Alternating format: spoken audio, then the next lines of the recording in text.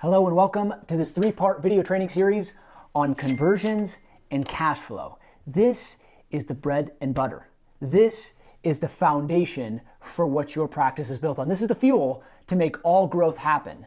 The conversion mechanism you have in place. The process that you take cold or maybe even warm or hot leads and bring them in and actually convert them into a care plan, and then the cash you collect. This is going to be the key to your next level of success and next level of growth in your practice. I'm Dr. Dan Sullivan, and I'm so excited to be here. In fact, I'm going to share with you things in this three-part video training series that you've never heard before. And the reason I'm going to do that, at the end of this video training series, I am going to have a very specific and special offer, something I have never done. My team talked me into it, my clients have talked me into it, and ultimately I've had some experiences as of late I will share with you that have led me to this place where I want to provide the most value I possibly can. And I've never revealed some of this information. I've never made an offer that I'm going to make at the end of this training series. And most importantly, I've never taught some of this. I've never really walked you through a process that will allow you to know not only where I got here, but everything that I've done. And I'm an introvert. I'm a middle child of 8. You've probably heard my story before. So if you are an introvert, that is not only a non-excuse, it is a reason why you can be having more impact. It is a superpower. I've learned that the hard way. And so what I'm going to do for you in this training series is I'm going to break down not only everything I've done, but everything I've seen leaders and colleagues in this profession who have had success, what they've done, so we can bottle it up and you can take this and put this on the ground running immediately while you're watching this. In this first video, I want to break down my story. Some of this you've probably heard, some of this you haven't heard. And so I think that this is going to be important to lay the groundwork for why and how I even got into this, because there's a lot of doctors out there just like you. You think that you're not qualified for your next level of growth, and I can relate.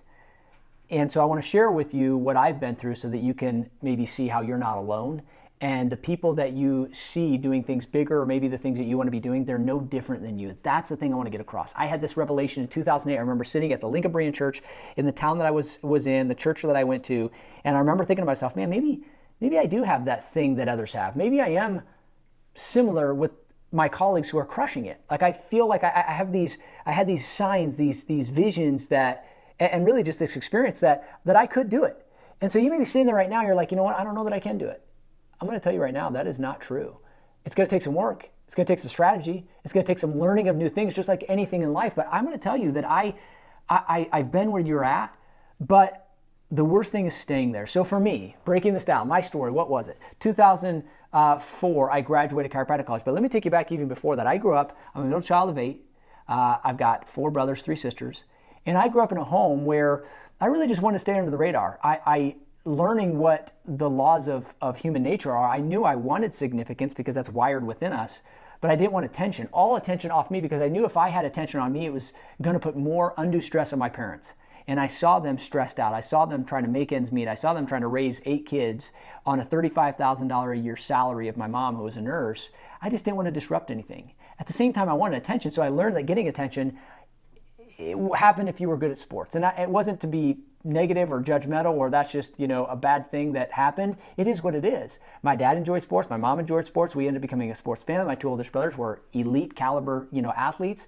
And so that's how I learned to get attention. And so lo and behold, the reason why that's important is because I ended up getting injured at 16. Now let me take you a step back.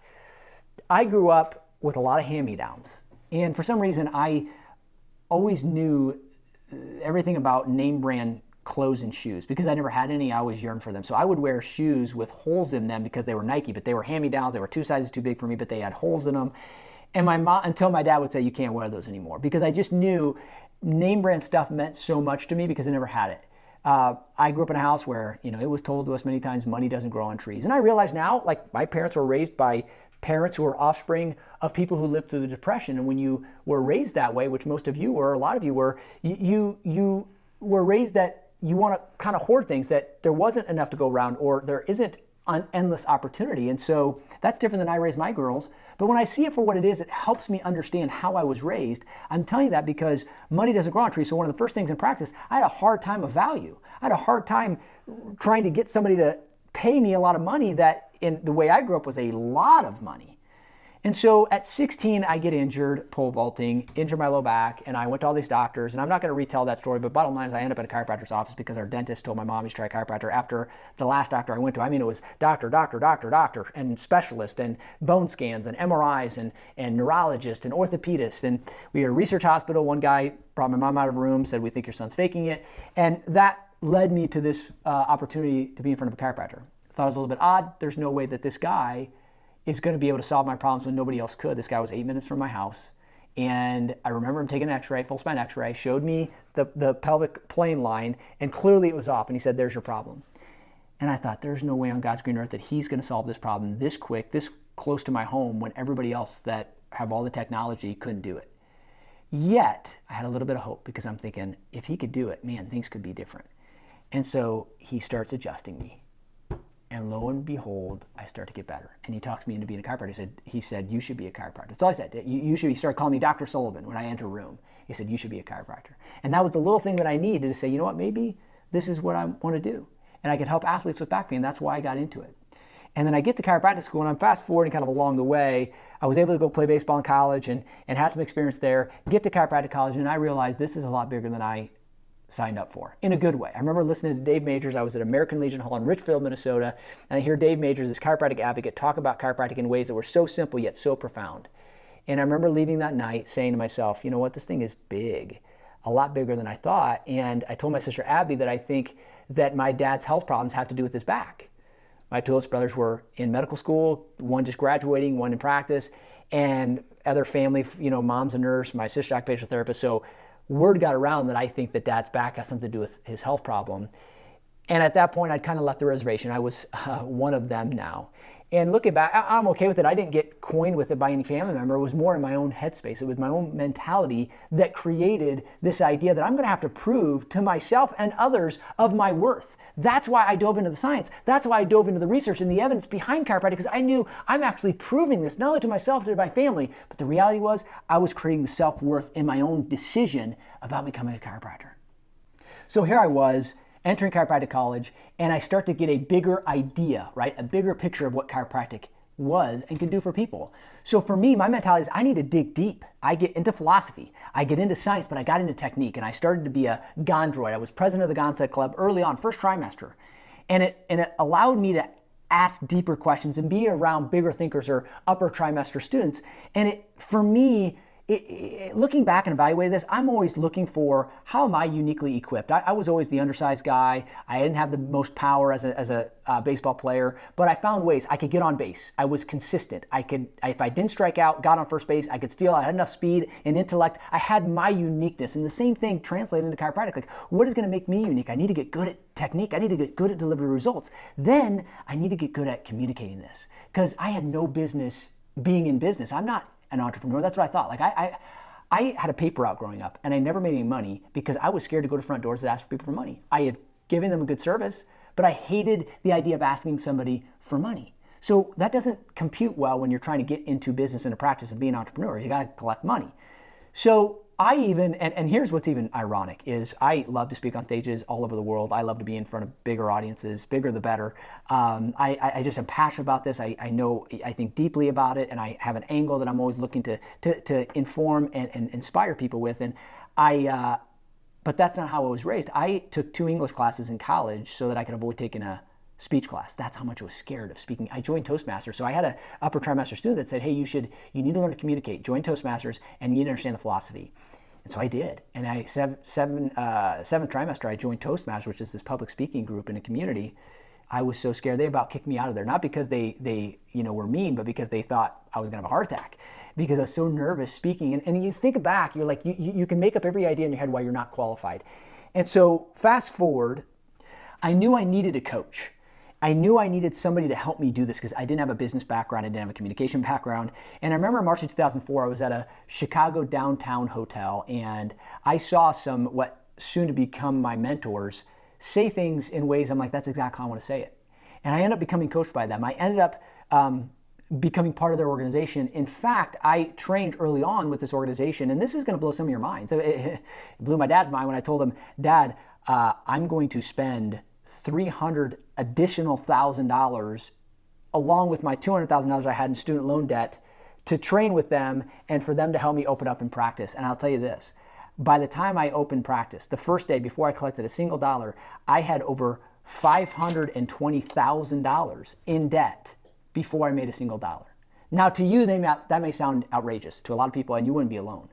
But when I start talking about within 3 years, all of that paid back, you start to say, maybe that was a good investment. And I'm not saying it was for everybody, but for me, I knew deep down, I knew there's something about this that's a lot bigger than I could have ever imagined. And I knew I could get the technical skills to go deliver the goods. I needed to learn how to communicate it and run a business. That's what they allowed me to do. And yes, it cost me a lot of money, but it ended up making me a lot of money. The return on investment was so high. And that's why I see too many doctors, too many chiropractors, you get into this what's nickel and dime? And I'm not saying don't ask the right questions. It is all about the return on investment. So if you've got this thing deep down, this is why I'm creating this series, because when you combine your unique gifts and being able to have the strategy to have people hear what you have to offer and then willing to pay you, that's the difference maker. That's why it's conversions and cash flow.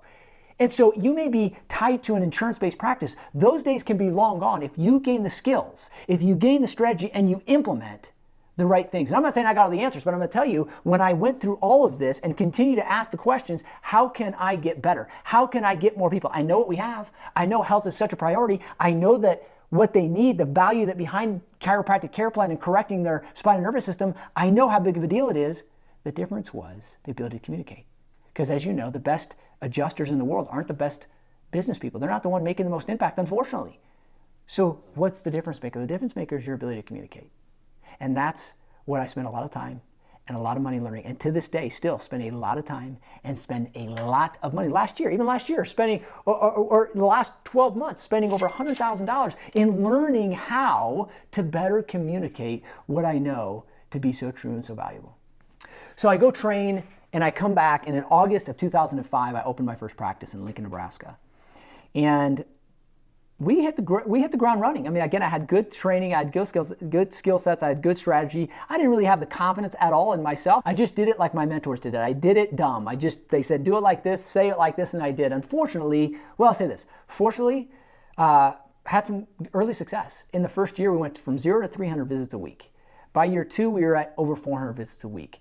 And in 2008, something pretty special and significant happened.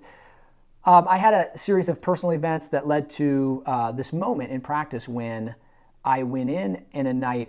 My dad had surgery that day, and I was there earlier that morning. That night I went to practice and had a huge group report of findings, many people coming in as new patients. And that night I scrapped the script, and I scrapped this idea of trying to be like somebody else, and I just let it fly. And it wasn't out of courage. It was more of emotion and exhaustion. And I just let it fly. And what happened that night is I collected over $30,000 in one night. Up until that point, I had collected, I think, at most $8,000 in a whole week, at most. And this was $30K in one night. And it wasn't the money that was the biggest change. It was that I realized I could be me. I realized I didn't have to sound like my mentors or exactly like somebody else that I was trying to be like. I could be me, that I was worthy enough, that my voice had impact. And then my perspective had impact. Yeah, I had a framework, right? That was the key. That's why I'm training on this, because that's why I train all my clients. I had a framework. Now I have even a better framework. But I'm telling you, because that same year, coincidentally, I just alluded to before, is that I remember sitting at church saying, you know what? They're no different than me. And I want to get that across to you. Sure, I'm a competitor. If I'll grind it out. There's certain things that I'll just grind. But you can't do that sustainably over the long haul. And some of you may be sitting right there, you're like, I'm in the grind right now. I am telling you, it doesn't have to be like that. I believe that early on, you kind of got to get your feet and legs underneath you and do have to realize, hey, I'll emulate somebody for a short period of time until I can prove to myself that I can do it. And then once you do, you gotta get the skills. You got to get the training, you got to get the resources. Now you become more of you. It's not a script, it's you. The more you become you, the more you understand principles as it relates to decision making. And that's why in video 2 of this series, we're going to talk about why your prospects make the decisions they do. Or maybe it's video 3, whichever one it comes out to be. Why your prospects make the decisions they do. In video 2, we're going to talk about the essentials of every report of findings. The essentials in every cash converting, non-insurance dependent report of findings. What are the essentials? We're going to break those down. But I'm telling you that because you can be you. And the more you understand these principles, why people buy or why they don't buy, why the brain makes decisions, which part of the brain, not that you need to know it, but you need to know the strategy to deploy so that the decision-making part of the brain is what you're recruiting every time you open your mouth, every time you walk into a room, every time you ask people for money. They feel it from you just as much as they hear it from you. There's a science to this, and if you know anything about me, I love the science because it's irrefutable, it's backed up, it's consistent, it's reproducible. I can give it to anybody and they can apply it and get a similar result. Not like a script, it's a principle. 2009 was a big year because it was a landmark year. That's when I went over 1,000 visits a week. Now, that may not mean as much to you, but in the circles I ran with, if you had over 1,000 visits a week, and I was a single doctor office, I don't recommend doing it that way by any stretch, but single doctor office, over 1,000 visits a week, and that's when you have arrived, allegedly. But we also hit $1 million a year, and we didn't turn back from there. That became a pivotal year because of a lot of reasons. One, I sensed I got to sustain this thing long term, and then I became myself, and my report of findings became refined. Not only just me, but I knew that I could just plug this in, and I knew I could spit out a result. And so a lot of you have never put the time in training. That's why I'm doing this advanced training, because your conversions are your king. That is what's going to drive. You can have the most new patients in the world, and yes, it helps to have more at bats, but when you can streamline your conversions, that's when the game changes. In 2009, that's when it started to change for me. And then something interesting happened, and again, this is the part where a lot of you maybe have not heard. In 2011, I was lecturing at a chiropractic college, and after my talk, which I'd shared a lot of testimonies and success stories, of practice members having amazing results.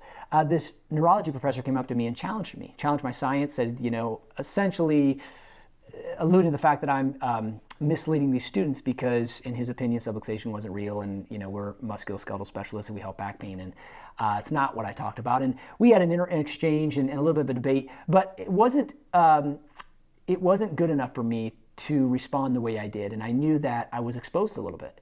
And I'm not okay with that. And so I ended up 2012, 13, and 14. There was about an 18-month period. I followed Dan Murphy around, saw him, I believe, 4, 5, 6 times, even up to 6 times in a 2-year period of time. I followed Chestnut. I read so many books on the science because I needed to know in my mind, why is it what we do works? What makes it work? And then I also, and again, a lot of you don't know this, I knew that as I put that message out, because that just came in my spirit, I'm like, we're going to win this thing. Like, I see the results. But I also, so at that time, I also sold one practice, started another practice. I just couldn't unfeel the way this exchange went at this chiropractic college. And so I'm like, I'm going to go prove this thing. And I started putting out content, 2014, 2015, on the science of chiropractic. And that's probably where maybe you and I have met if you've seen me in the past. But I also, in the midst of that, know, like, I'm probably exposed to the science, the philosophy people, which is my heartbeat. They're going to say, well, you're too much of a science head. We can't relate with you, even though my core is philosophy. So then I went and joined the Sherman Diplomate program to get my philosophy diplomate, because I needed to know I had the science, I had the philosophy, and then I had the practical thing on the ground where I just knew, okay, this is me. I've had some success in practice on a high volume, high level, high communication, high cash driving practice. The science is now this, so I can help people with the voice behind their words. And then you've got this other side, the philosophy, the worldview, where you start so that people can have this belief and conviction behind the uniqueness of what chiropractic has to offer. And so to me, this is like this three-legged chair, that it could stand on its own, but that it was also my uniqueness that I want to offer our profession. I'm just sick and tired of our profession being at the bottom. And really, man, I've banged a lot of drums from a lot of stages. Where I'm at right now, and this may be news to you, but is that I want to help the practicing chiropractor get better results. Don't blame it on Facebook leads and how bad they are, or the community. Those are all excuses, and yeah, they're real and they're relevant, but there's a way to overcome those. And it has everything to do with how people make decisions. The people that are coming to see you, how they make decisions. You can bottle this up, and when you start communicating in a way directly to the decision-maker part of the brain, the game changes. And when I say the game changes, your practice changes, your revenue changes, your freedom changes, your ability to have impact and income that will allow you to do the things and create the lifestyle that I would argue you probably got into this for. So I'm sure you've seen my poster. Many of you have it in your office, so I hope you do. I developed that poster to give a awe factor that chiropractic is more than bad backs and bad necks. But that's not where it stopped. Many programs and courses and coaching, and I've done that. And I mean, there was a few years, 16, 17, even part of 18, I was speaking up to 30, 40 times a year. And, I became a professor and taught at the University of Life University because I was in Atlanta for a little while and traveling all over the world and creating these new posters and courses and programs, products to help chiropractors just like you. So I've been down that path. The other thing is, in 2018, I ended up training with some PhDs. The guy that wrote a book called Persuasion Code, Christophe Morin and Patrick Renvoise. These guys were fascinating. They were a very important part of my journey because they helped me understand how the brain actually makes decisions.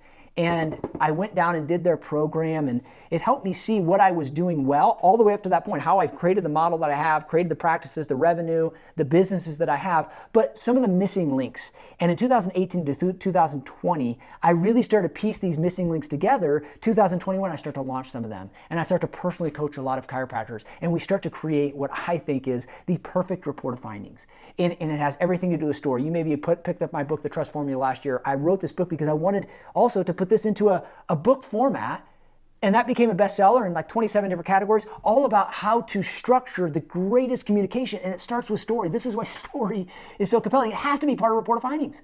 And so I did all that to take this message that you and I have and help you get it to more people and build the life and the practice that I believe you were created to make. Here's the reality. If you're listening to me right now and you feel that thing inside, like I would argue that a lot of you, most of you, have this calling. But there's some of you that you know you have this calling that just like I had, and I had in 2001, the first time I was at American Legion Hall, I was like, this is a big deal. And I know the rest of the world may not understand it, the rest of my world, the people around me, they may not understand it, but I have it deep down. There's nothing worse than having that calling and not reaching your potential. And I don't know that we ever fully reach our potential, but I am saying that some of you know who you are, and you realize that the difference of reaching your potential is getting people to respond to your calls to action. Respond to your marketing, respond to your conversions, respond to your report of findings, pay you cash, not be married to an insurance, and to be able to get out of the pain-based practice or more families and wellness and people utilizing chiropractic the way you utilize it. Unfortunately, it's not a better technique. It's not a better adjustment. It's not prettier walls or a better logo. All those things are cool. All those things are good. It's also not a new device. Those things are good too. And it's definitely not the community you live in or because your people don't get it or your town or community doesn't get it. Those aren't it. It's your ability to communicate. And this is why I so hung up on this. This is why this is my thing, is knowing that if you can communicate, you literally can write your ticket. I spend literally tens of thousands of dollars every single month trying to get better at this thing, learning from the best of the best. And this is why I'm bringing you this training series. This is why I'm bringing you a one-time offer that you're going to see at the end of this training series. I'm going to tell you, I want to teach you this, right? And so video 2 in this training series is going to be about the elements, the non-negotiables that every cash converting report of findings must have. And in video 3, we're going to talk about, I'm going to show you exactly why people make the decisions they do. Whether they choose yes or they choose no, there is a reason why. And I may even throw a bonus in there. You have to see and wait for that one. But this is the stuff. This training series alone can take you to the next level. I can guarantee you that. So that's video 1 in this 3-part video training series. I am going to teach you all about what I've done, how I've done it, what I've learned in the last 5 years, what's working now, today, 2023, for you and your colleagues, what's working right now, how to do it, how to break it down, and how to put it in play no matter who you are, especially if you're an introvert, because I can relate so well. So there's video training 1. Share this with somebody you know who needs it. I can't wait for you to see part 2, part 3, and like I said, maybe a bonus. If you put this in play, you will grow to the next level. That's a promise of mine. I hope you enjoyed my story, maybe heard a little bit more about where I come from, why I do what I do, and most importantly, that I'm no different than you. The best time to plant a tree was 20 years ago. Second best time is today. Let's get to work. Roll up your sleeves. We'll see you in the next video.